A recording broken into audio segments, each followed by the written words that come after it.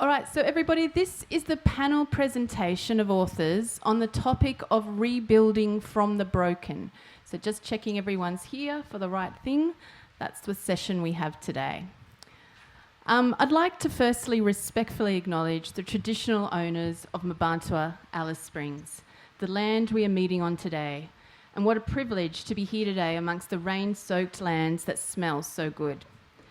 We pay respect to all First Nation elders, past, present and future. And we're lucky to have today 3 wonderful writers. As advertised, Melinda Bobbis was unfortunately not able to appear on this panel. However, we are thrilled to have Penny Drysdale join the conversation today. So thanks, Penny, for joining us. Today we will reflect on regrowth, renewal and carrying on in response to the festival theme. I'm still working out how to pronounce this, but I think it's Lyapirtneme. Yep. Or returning. In the face of destruction, loss and despair, what sustains us? And I particularly think that after last night's election result, we might all need a panel like this today. We firstly have Paul Collis. Paul is a Barkindji man born in Burke in far western New South Wales on the Darling River. Paul's a poet and a novelist. He has taught Aboriginal studies to Indigenous inmates in juvenile detention centres and prisons. He works as a creative writing academic at the University of Canberra. His first novel, Dancing Home, which I have a copy here and it's for sale at the bookshop at the back, was awarded an ACT Book of the Year in 2018 and the 2016 National David Unicorn Award for previously unpublished Indigenous writer. It's a road trip revenge tale of 3 fellas who, fresh out of prison, return to Wiradjuri country. The main character, Blackie, is returning to his grandmother's country, but I'm sure Paul will talk more about that. We also have Alice Bishop, who grew up in Christmas Hills, Victoria. Her writing has been published by Meanjin, Overland, Australian Book Review, Lit Magazine and the Wheeler Centre. Her debut book is a short story collection called A Constant Hum, which centres around the aftermath of bushfires and devastation on a community. And it's a beautiful, stunning cover, looks like this. And we also have Penny Drysdale, who some of you here may know, who grew up in central Victoria and lived in Alice Springs for 7 years, working at the Arrandarana Keeler Healing Centre. She is currently a lawyer and policy advisor in Darwin. Penny won the NT Literary Award Poetry Prize in 2015 and her first book of poetry, Dew and Broken Glass, was published in 2017. Penny has been working with Arranda women on a book of poetry about the theme of returning and on her second book about love, endings and renewal.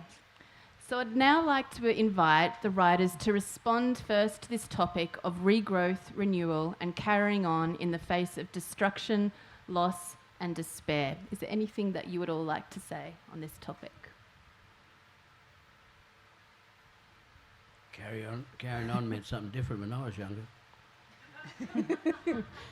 Can you tell us a bit about that, Paul?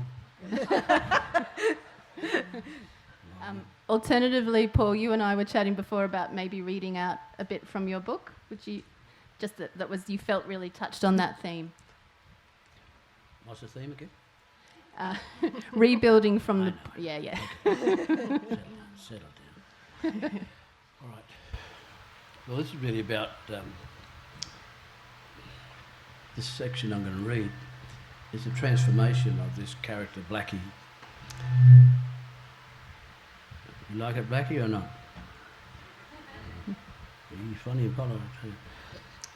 Halfway towards Dubbo to kill the policeman that verballed him, that put him in jail, they stop, get out of the car, they have to stretch their legs, and there's a lucerne crop about to be harvested, all on his grandmother's country. Can you hear me? All right, that's better.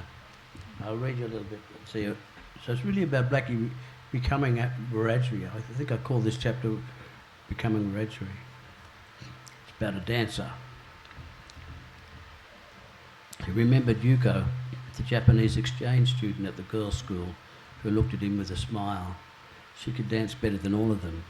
She moved like a bird in silent flight, gliding perfectly across a dirty floor, making him feel like a beautiful dancer. I wonder what they'll think of me now, he asked himself, thinking about his decision to kill. He looked away into the distance, away far off onto the horizon. He wondered what was there, beyond. He thought of his grandmother out there, dancing to clapsticks, dancing and chanting. She'd make dust fly with her feet on home soil. He kicked off his boots, took his shirt off, stood bare feet on the wet ground. He carefully reached down, gathered mud, painted his forehead, and then he painted his arms. He turned around and faced Rips and Carlo. Carlo's mouth fell open and the cigarette fell onto his lap. Rips didn't know what to make of it. He just stood there looking shame. Blackie began to chant a traditional chant, and then he began to dance. Muddy water flew up, wet his cheek. He bowed his head and held his arms wide, doing a dance like the eagle gliding in silent flight. He was dancing a warning. Ha, ha, ha.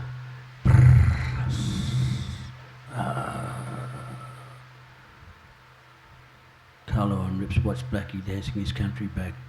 Even the silly Lucen stood still and paid attention. Blackie knew that whitefellas didn't know the dance he was doing. After tomorrow, he told himself, they'll all know me name. He turned his mind to women again. He imagined those skinny white girls hiding their smiles behind their hands, not looking at him directly. He thought of his grandmother, and he thought of his murdered mother, the woman whose face he couldn't remember, the woman murdered when she brought the wrong man home one night, the woman who gave him life, whose life was taken in white rage by a someone who was never pursued nor found.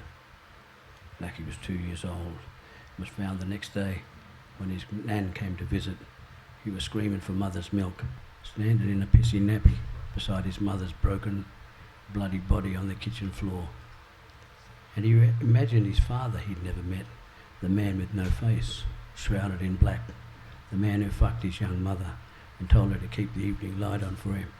He'd be back home after sunset. He never returned. She didn't see him again. Blackie grew up fatherless. He imagined other black men. He imagined them black brothers all right there with him, right there dancing the warrior dance with him, bringing his grandmother's country back. He clapped his hands and chanted louder, ha, ha, ha, brr, sa, brr. He threw his head back in joy, trying to kiss the sky. His voice echoed back from the rocks. The country knew that a warrior had arrived to claim his place. He cut his foot, but he didn't feel it at all. That Wiradjuri warrior felt beautifully alive, dancing for his country, dancing for his people, dancing for his life. The world went silent around him. The bush and everything else stopped, watched on and admired his power. When he finished, he felt strong. He put his shoes, then his shirt back on, and returned and leant on the wire.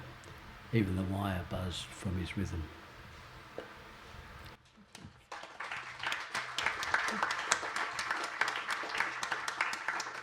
Thanks, Paul. It's So amazing. in terms of looking at how do you get on with things or carry on or whatever it is, I don't know. I think there's a lot of anger. I know a lot of blackfellas, a lot of us men have got anger about farmers and sustainability and still being on the land, still assuming that they've got a right to be there feeding the world and the world's starving. I don't see it. There's a river empty out there in Burke, so there's a lot of anger and not much of an opportunity to talk about that rage. It's not just about the environment either, social anger and disruption. So for me, I've always kind of turned towards writing, to not so much to express my disgust or rage or thoughts, but it's more a chance to take a breath, to think, rather than to punch on. If you knew me, you could see my hands were all broken from fights when I was younger. I don't know. the answer to it. I don't think there is one answer, and I think the answer changes. Penny or Alice, do you have any thoughts on the topic? Just general thoughts. I don't really know how to follow Paul. No, me neither. Penny?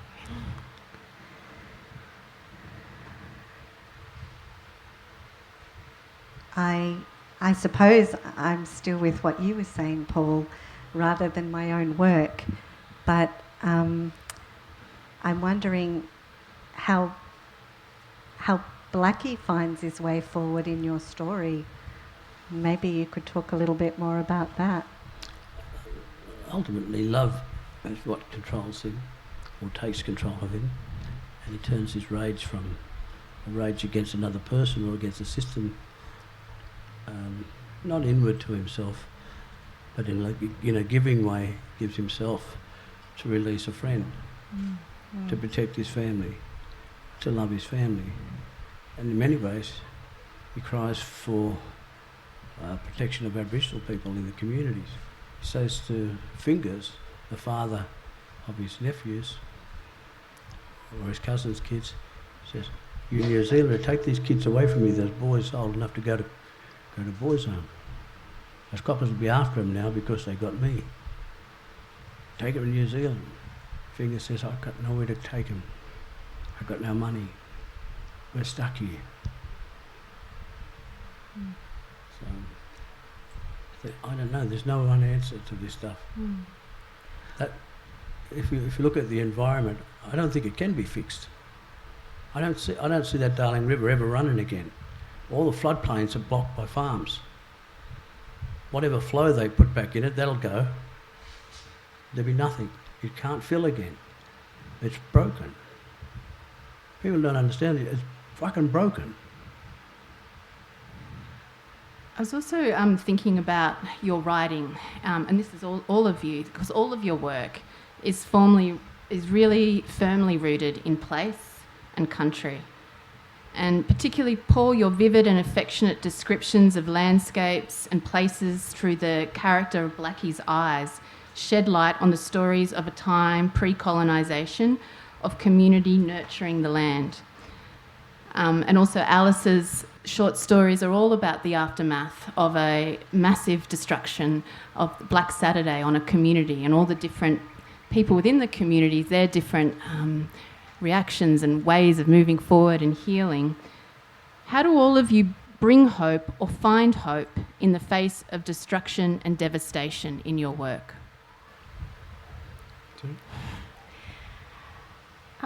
I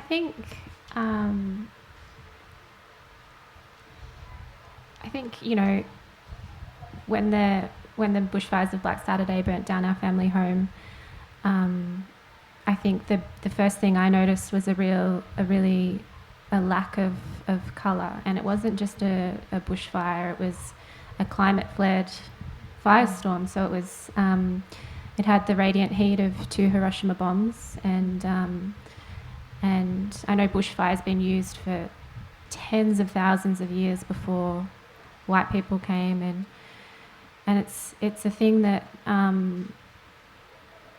So Christmas Hills, the place where I grew up, is, I don't know if anyone knows the Yarra Valley, so it's on the ridge above the Yarra Valley. And I guess there's hope in learning more about how you can kind of get through. And sometimes it's writing and sometimes stuff's really hard. But by hearing other people's stories, for example, with the bushfire, you do get hope because you do form connections and you kind of share that loss, I guess. And I think writing A Constant Hum's been a really long process. So it's been, 7 years. I think most books take a long time. But that in itself is kind of, and it's a privilege for me to be able to have had the time to write it. A lot of people have lost family and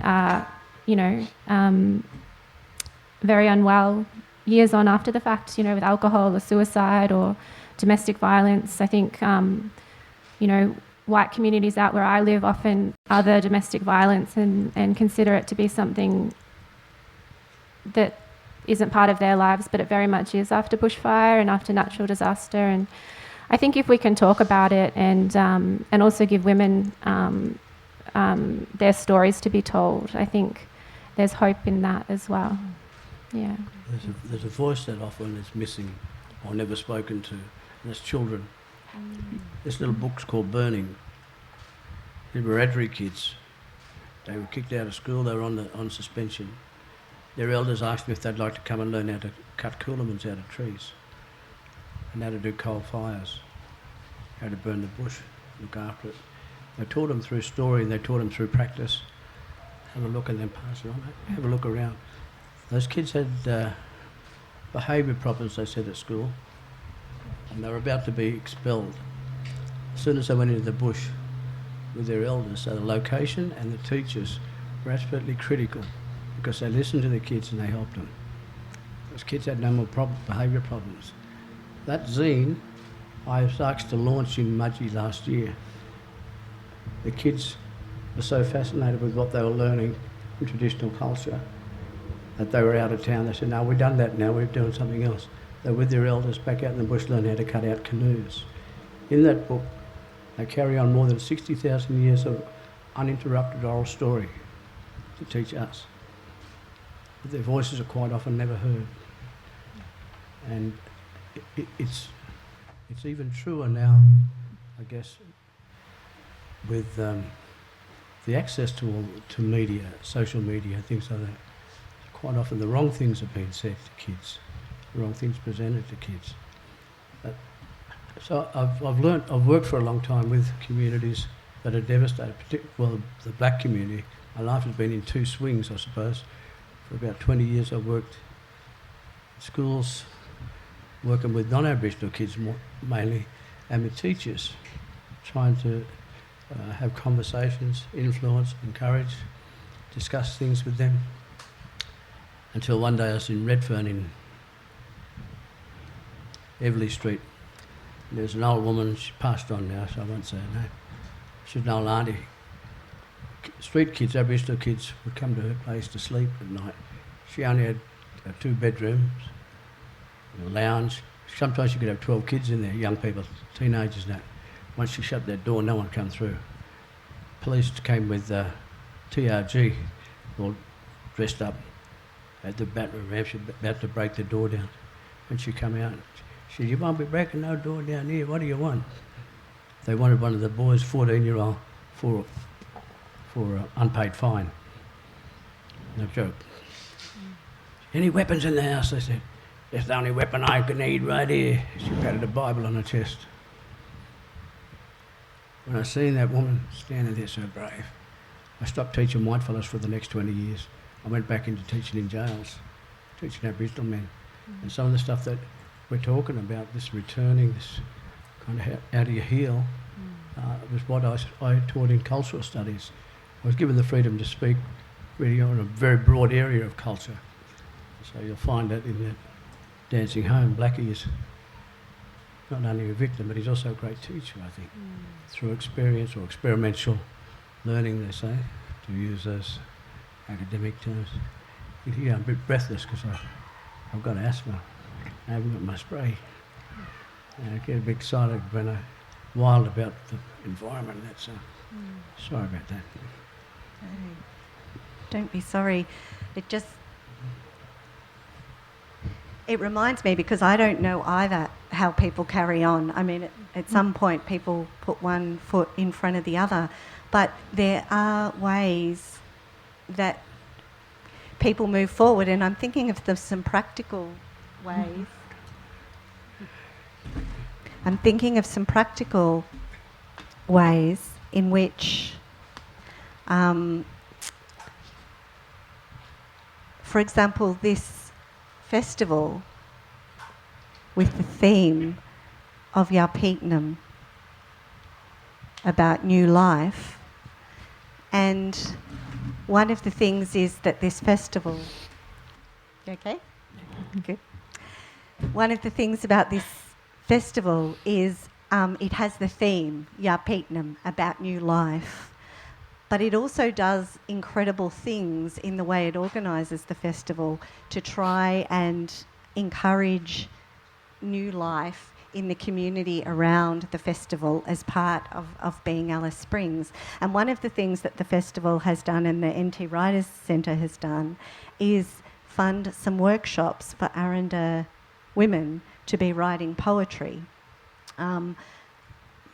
as a means of having that conversation about new life and generating work about new life.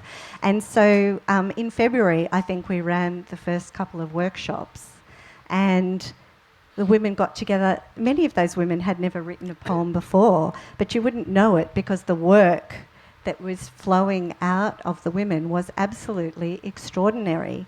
And some of the women had written before, and so there was a real mix of people in the group. And it was quite extraordinary. And we got to the end of the 2 days and there was no pressure to create anything.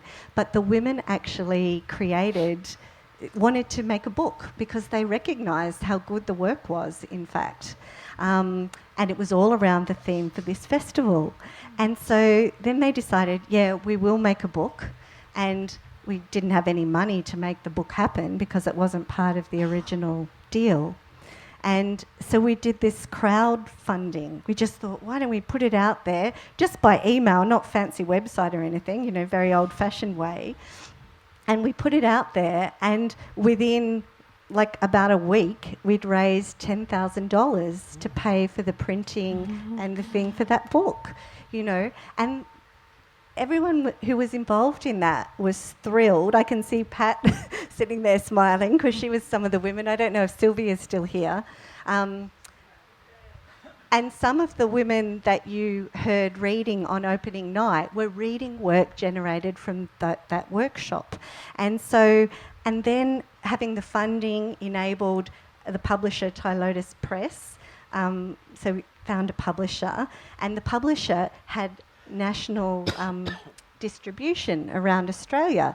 And so then we came back to the women, okay, we've got this way of putting this work out in the world. Will we try and rush and do it in time for the festival? And the women said, oh my God, you mean it's going to be in bookshops all around Australia and Sydney, everywhere, and people will just walk in and buy it? And then they said, this is our first time, Penny. We've got to make it really good, We've got to slow down now and really, and they wanted to have more workshops. And I think for some of those women who were the rocks of their families and holding everything together, these workshops were time out for them to really do that kind of reflection and just keep going in the work that they do, because they are the people who keep life going in their families and communities. Pat's nodding. It's true, isn't it, Pat? It's absolutely the way. And so there are ways that people move forward in creating a body of work that try in every way keep this hope alive all the time, It's a process as well as an end goal. Yeah. Yep. I tried to write in Dancing Home. I tried to write Mother Nature as a leading character. Yeah. So I wrote it as considered as I could, and of course it's biased. It's through my eyes.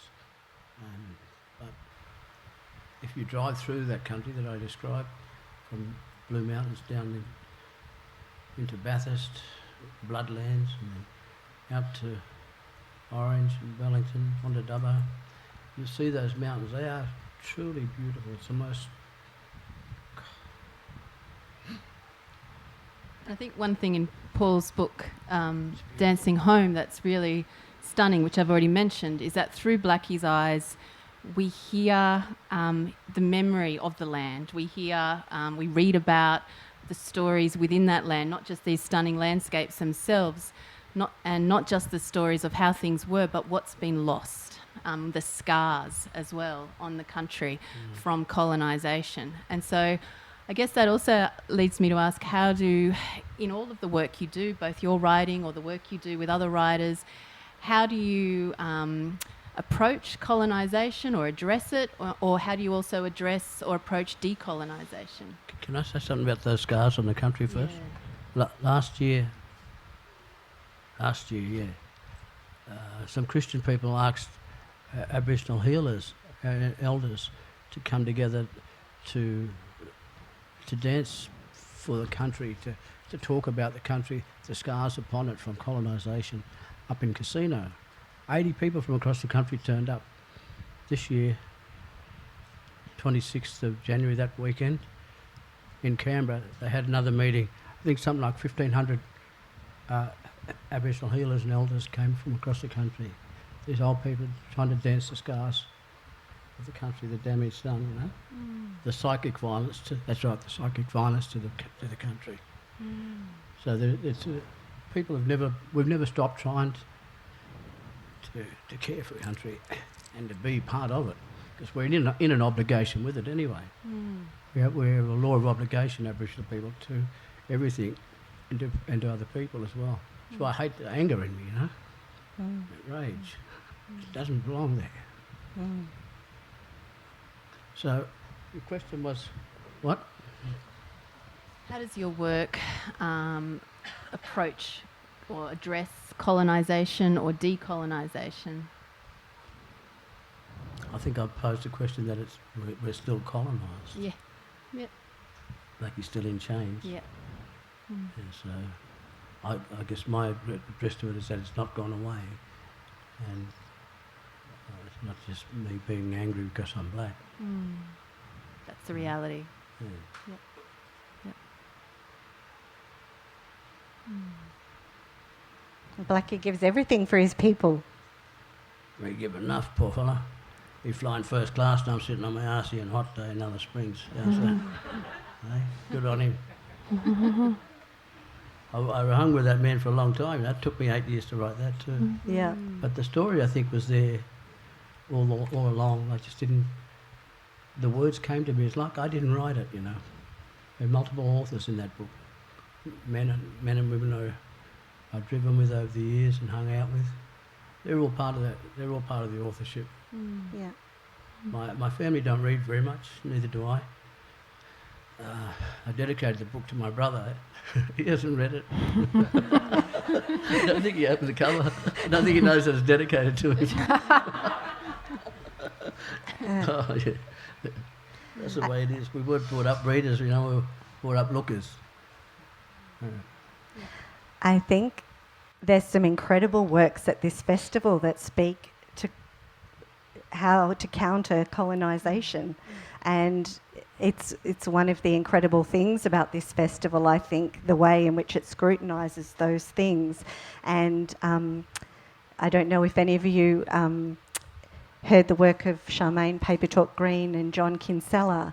In that sense, they've got a book of poetry called False Claims of Colonial Thieves. And it is a dialogue between the two of them that they actually wrote through email exchanges between each other to actually have a conversation about colonisation in Geraldton, Mullawa, in the Western Australian country. And that conversation, if you want to, you know, it's one of those books that actually tells us how to be a better country and how to scrutinise those things. And there's many, many books at the festival. Paul's being one of the most incredible books that speaks to that theme. Because when you fall in love with Blackie, you'll know how. Also, I was going to mention Alice has written an amazing essay, which I would recommend you all have a read of, called Heroic Man, Helpful Woman. And it's all, I'll let you read what it's about. But there's a brilliant quote in that essay where, Alice, you talk about the firestorm of Black Saturday as representing a loss of colonial control. Do you want to talk us through what you meant by that? So following Black Saturday in 2009, it's kind of funny when you see something, and probably many people in the audience have had similar things happen, everyone has tragedies in their lives, but it's really interesting to be on the other side of the news and to see how an event is portrayed through journalism, and I'm sure, you know, Paul, you have that with the Aboriginal community. It's portrayed in a way doesn't fit. And for me, it was really how in the aftermath of Black Saturday, there's a real focus on that kind of national narrative of the heroic, always white man. You know, he might have an smeared face, or he might be in orange overalls, and it's always kind of that kind of the myth of the man kind of versus bush. And there are no women in that narrative unless, you know, they're making white bread sandwiches for the CFA, or they're huddled in the dam with the kids, being that nurturing kind of figure. And I think white Australia, not that I'm an expert or anything, but I think white Australia really, really feeds into that whole thing of we can contain the bush and these big natural disasters, you know, like go the CFA and stuff like that. And I think there's so many different issues with that, obviously being that it's a very white story, and also women. After Black Saturday, my mum was probably the strongest woman in our family, and that women really held everything together. And I think so often, and that's why in A Constant Hum, so many of the narrators are women, or it's focused on the complexities of women's stories and relationships breaking down, and alcohol problems. There's a lot of hope as well. But it was really important for me to, and I only realised this later, but it was important for me to kind of counteract that kind of really patriotic, gross narrative that, you know, the the guy on the top of his house with the garden hose can save his house, and here we are hurtling towards climate change, and we don't listen to the bush, or we don't listen to the first people, and it's all kind of heading in a very worrying way. And does that answer your question? Yeah. Okay. That's fantastic. Can I say that it's been Aboriginal women that have held us together too, forever. I come through matriarchy law, so women certainly have been the keepers of law and of stories as well, of our bloodlines, of our country, and of us. And when a lot of those women had gone quiet in the 60s through being bashed from men, from drinking, and from other kind of violences, a lot of those older women went quiet, they didn't talk no more. And so we lost a great support in how to control ourselves as men. You know. So I think other people have said it better than me, but if you want to balance the budget, put Aboriginal women in the Treasury, let them run it. They'll show you how to feed kids on virtually nothing, and keep doing it, and keep doing it, and keep doing it. And the best we can do is economic rationing, dumping bananas by the truckloads into the sea to keep the prices up. It just does not make sense. That whole system is wrong. It's just absolutely wrong. The wastage of food through restaurants and that could be gifted to people that are hungry. A lot of people in Canberra, you believe it or not, I think there's about 1,700 people that are homeless. It's a city that'll kill you in the winter. It's that cold. They're sleeping on cement. There's no need for it. There's no need for it. There truly is no need for that kind of imbalance. But women have been the backbone and the heart of Aboriginal Australia forever as well. And they too often never ever get mentioned, or get mentioned in some kind of violent act, or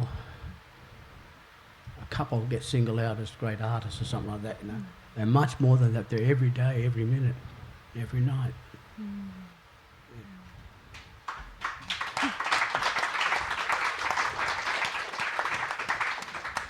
Just on that topic, Paul, how is masculinity and played out in the characters in your book? I don't know. I did spend 8 years on a thesis trying to work out what masculinity was as well. There's no one definition, you know. Yeah. Ultimately, all this stuff is performance driven, and it's modelled on bad modelling.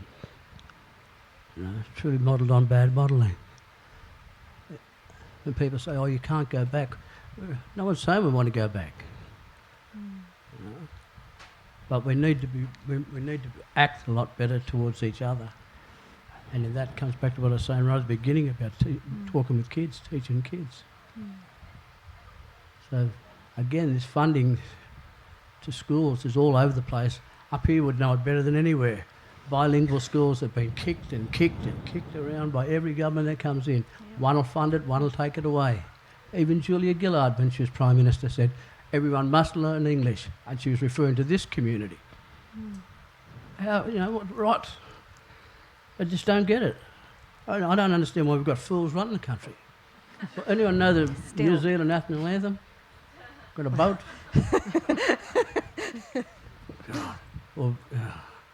So, I think that's where it needs to be. In that book, it's very hard to describe. So I use performances and stereotypes in much the same way as the tracker, that film, uses stereotypes to display what's going on through the action. So Blackie's a little complicated, but, well, more rounded, I suppose, because I make him postmodern in so much that you can't be in one place. You're continually changing and moving into and out of identity, I suppose. Don't think of it as fixed, Stuart Hall says, but we're always in a production of ourselves. We never arrive at being. So it talks about being and becoming. We never arrive. Yes. That really nicely goes into the next question I was going to ask. I was watching a panel earlier and the author said, it's always non-white authors that get asked about identity in writing and not other authors. So this is a question for all of you about identity. And in what way do you think loss and devastation in the characters that you're working in, or your process of writing, forms identity or reforms identity?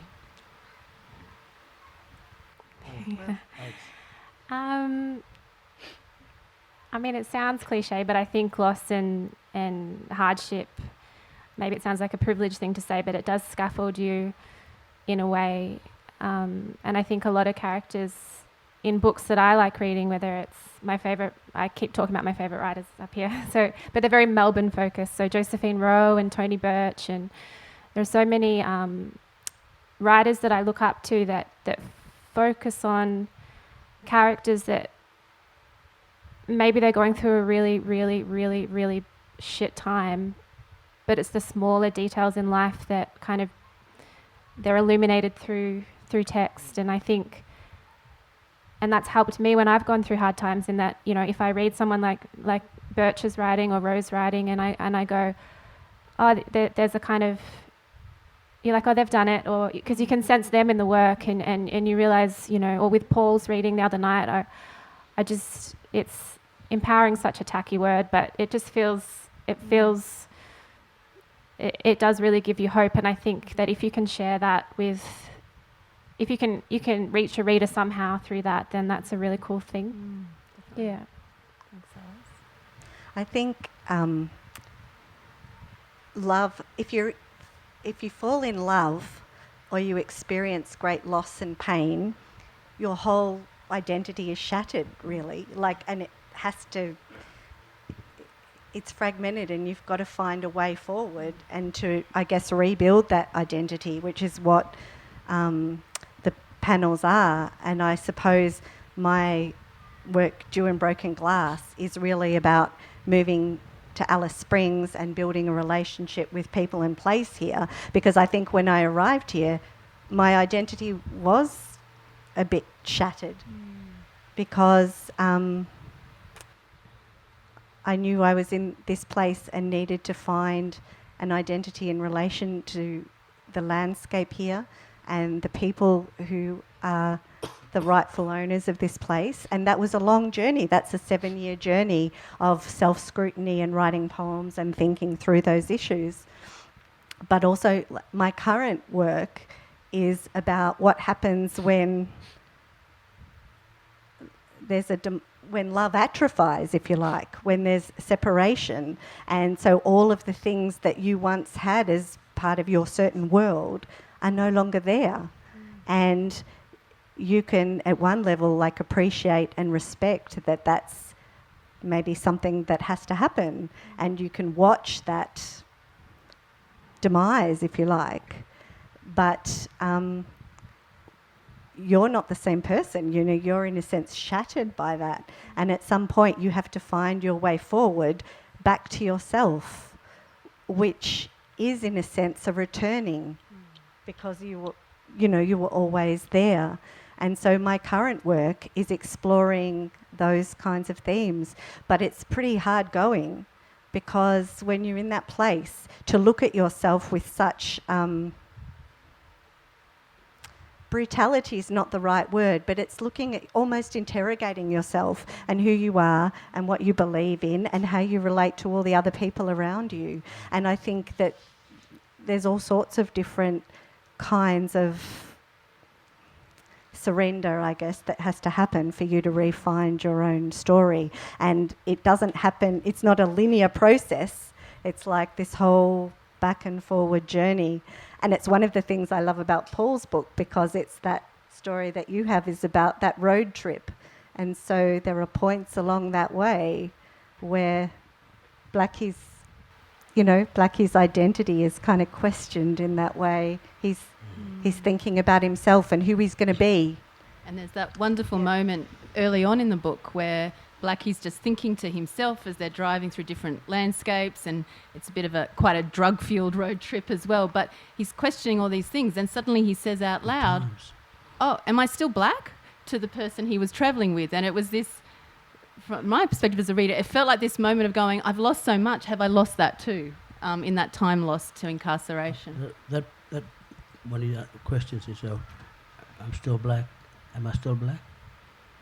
Yeah, you're a blackie, Carlos says. And Blackie says, yeah, you don't even know me fucking name. Don't even know my name. And it came about from my former headmaster, Peter Gebhardt, who returned from Bathurst at All Saints, where I was, to Geelong Grammar, Melbourne, and then finished his last 10 years of his working life as a district court judge in Melbourne. He was in the Coorong one time, he wrote, and said an Aboriginal man had come before him who didn't know his name. You see, the state had changed that man's name more than 20 times. He didn't know who he was on that day. Didn't know which one they'd charged. More than 20 times. Peter says, how can I sentence a man we don't know who it is? And so that question, I've taken bits of my life and things that I've read and seen, and I've put them as much as I could in there. You heard me read a little bit before about when Blackie's dancing, when he's starting to get back into a spiritual sense of identity. He threw his head back as if to kiss the sky. Anyone know which song that comes from? Which one? Purple Haze. Well done. So, and if you give it one guy at uni he's a third year psych student, he wants to analyse Blackie. I said, leave the poor man alone. He's got issues. I love what you said, Alex. It's really wonderful to hear you speak like that. And I'd love to read that book of yours. There is. It is about connection. Is love a stranger in an open car? What is love? And so it's very hard. The reason I haven't written any love poems, I have one, but it's for another time. It's for a drinking time, I think. The reason I haven't written any is because they're really hard to write, to do it any justice at all. And love slips around. You know, it's not in the same place. And it's never the same. It continues to change. Can you ever return to who you were? I don't think so. I think we've all been changed from whatever experience it is. So when you say, is there a returning, there's a difference, I think. It's a great difference. You can't be the same after that bushfire. You cannot be the same after the devastation of being homeless. You can't be after jail. I was also, and we're looking today at rebuilding from the broken, and I wonder for all of you as writers about the process of what you've written about, and all of you have written about great loss, some of you drawing on your personal lives, others drawing on general experiences. How much of that thinking through that brokenness or the sad things was a healing process, or how much having to face that, because we know healing is hard work, made that process really hard as well. I'm thinking now of, and it's so bad that I don't know the name of it, but what's that kind of pottery that's Japanese and... Wabi-sabi. Is it wabi-sabi? Yeah. But So bad that I don't know it. Yeah. Where they, and probably everyone knows about it, but anyway, so it's when, and I have no authority to speak on this, but I'm just thinking about reading about it, in that when the kind of practice of when pottery and stuff's broken up, do you want to explain what it is? Well, there's crazing. So it's all about creating a whole from broken something pieces. that's broken with the gold, right. the gold glue That highlights the that cracks. highlights the cracks, rather than smoothing everything over and going, or discarding the pieces, That's right. and that building them back up with New beauty. a new beauty. Yeah, and that's just what I was thinking about then, but someone else, Paul or Penny, I've forgotten the question. Anyway. I've got something to say, but you want to talk? No, to us? you go. You go. I think it might be the last thing I'll say. Okay. I was just going to read a little poem called Invisible Journeys. I see a feather alone on rock, the wind pushing her a little. She's calling for a lightness of touch, a respect for freedom, an acceptance that we lose the very things that once helped us fly. Out jumps a wren, so blue it hurts when I look at her, yet it hurts when she is gone. The weaving of air by birds leaves no product, no prize, no trace. There is no straw turned into gold. Yet the leaves say, shh, watch these tender, invisible journeys. Watch this stitching of sky lighten the earth. Beautiful.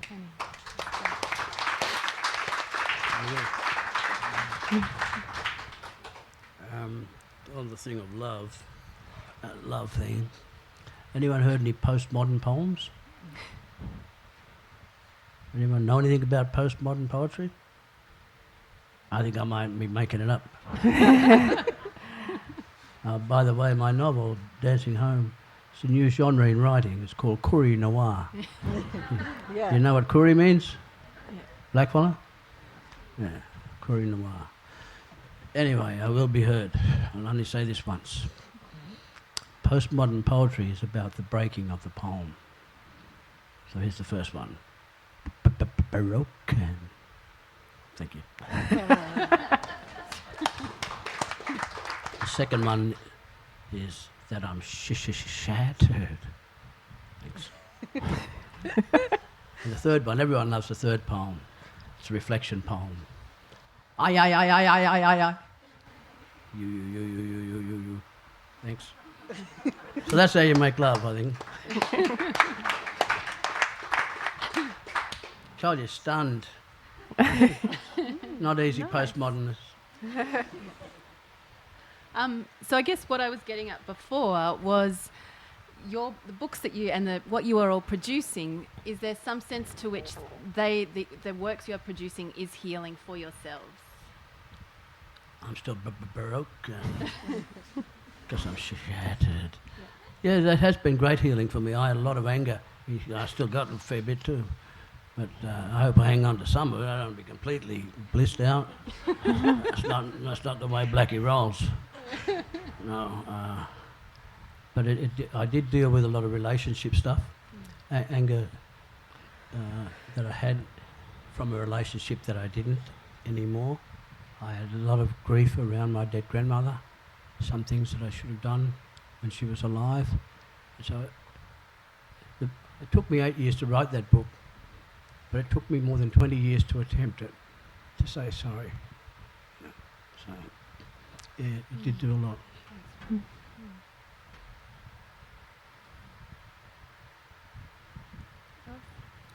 For me, I think threaded through A Constant Hum is there are a lot of things that and experiences that recording them. I mean, not that it's autobiographical, but it's kind of a lot of experiences. It was a nice, it was a good thing to do for me as well. But I don't know. Penny. Help us, Penny. Yeah, please help us, Penny. Well, one of the things that I struggle with in my work is, in my current writing, is how we deal with endings, because we never want endings. And I have this image sometimes when I've been in Darwin. In Darwin you always watch the sunset. It's a thing you do.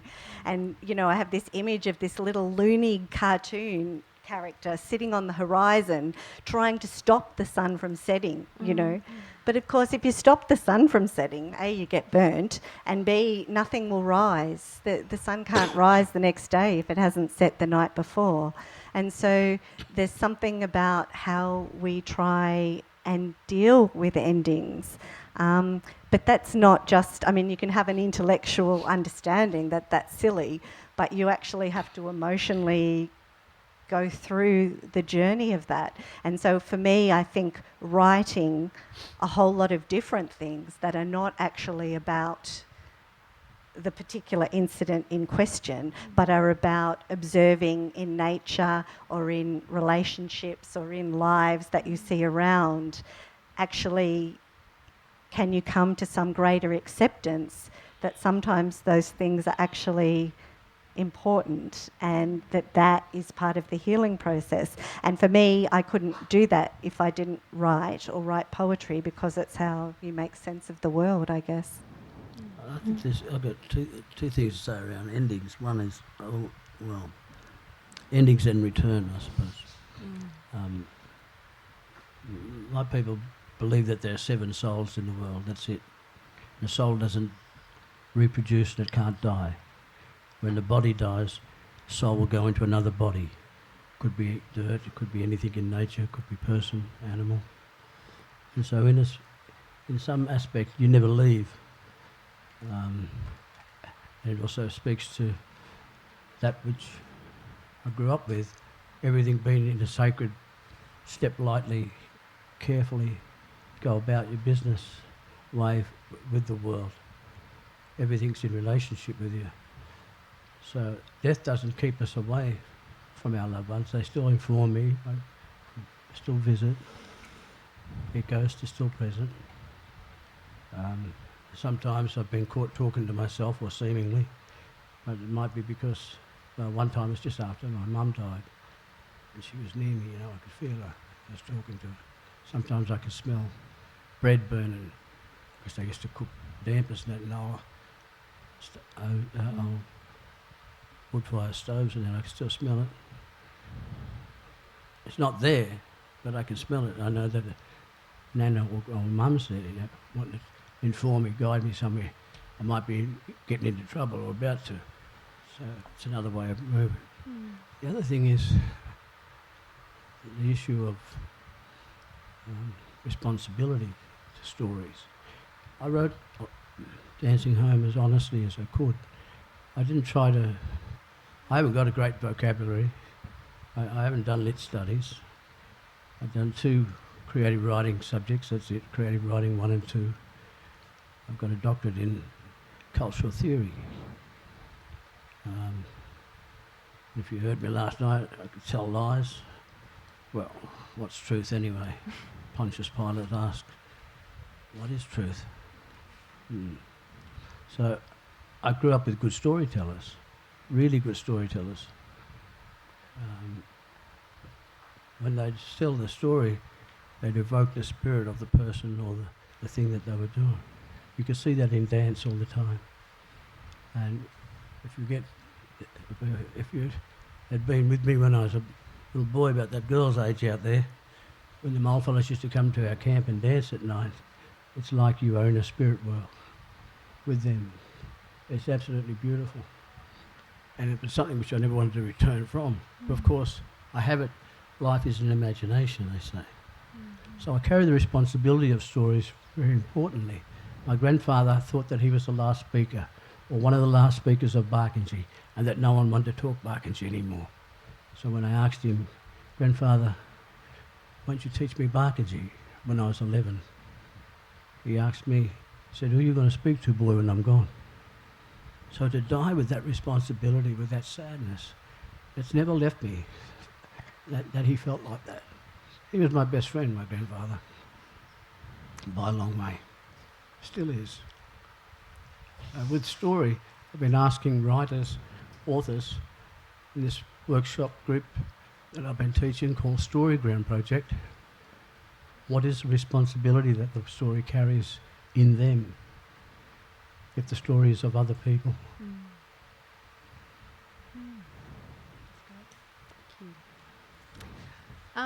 Lastly, before we move on to audience questions, I feel like all of your books and essays and poetry has given me a lot of hope in lots of ways, even though they touch on really hard topics and devastation and other things. Every single book and poem is imbued with so much hope. But where are all of you finding hope right now?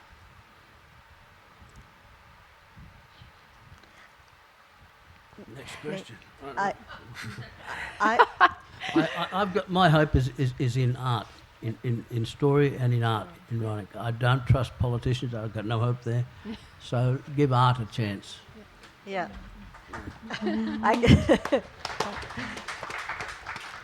I agree with Paul, and just on a more personal level, for me, hope has really been coming back to Alice Springs, really, both for this festival and the kind of learning that and the opportunity I've had to be part of it and the learning, but also working with the Aranda women on their poetry. You know, I worked with some of those women for about 7 years, and it was wonderful, but I have to say it's so much more lovely doing poetry with them than doing the pays and the administration. And so it's a great privilege, and so for me, that's where hope comes. Yeah, I think I found a lot of hope this weekend in the festival, and I was walking along before, and it was the rainy day yesterday, and it just felt so good, and I'm finding hope in listening to other people and in all the books I've got to take home with me, and yeah, I feel really lucky it's a really special festival, and I feel really lucky to be here. So thank you. Thanks, Alice. Now, we've got a bit of time for audience questions, if about 5 or 10 minutes, if there are people that would like to direct questions to all the authors or to one of the authors.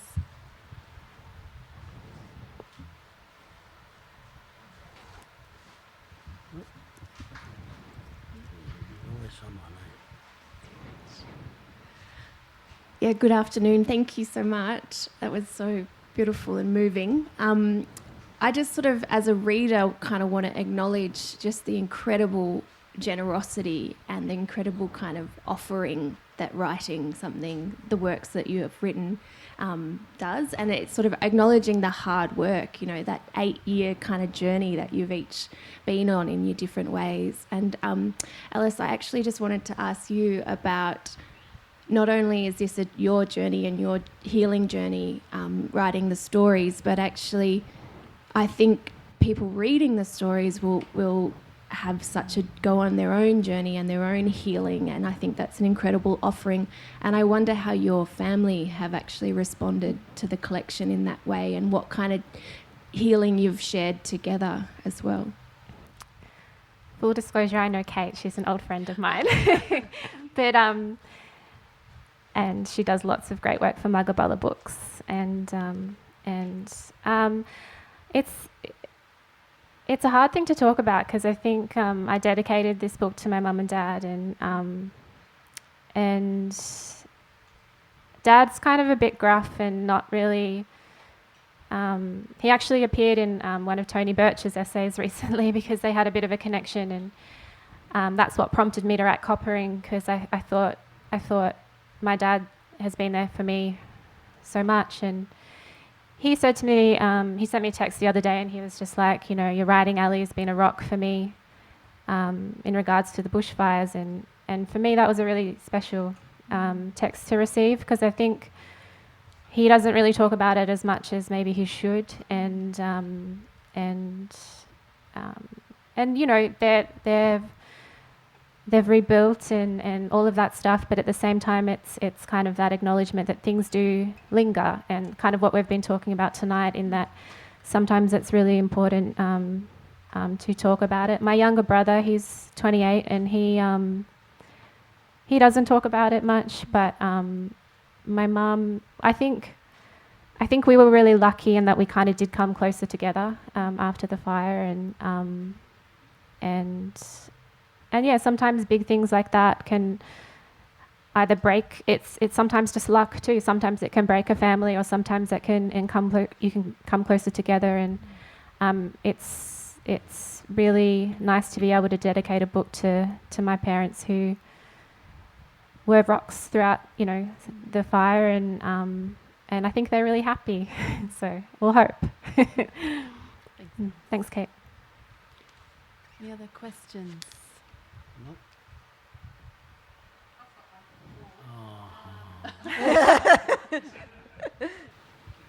Any other questions before we finish up? Anyone remember the postmodern poem? Thank you. I like that one. All right, thank you everyone so much for coming along. I'm blown away by what I've heard today, and thank you so much for all of you being brave and courageous, and being really vulnerable with all of us too, about talking about such personal and intimate things.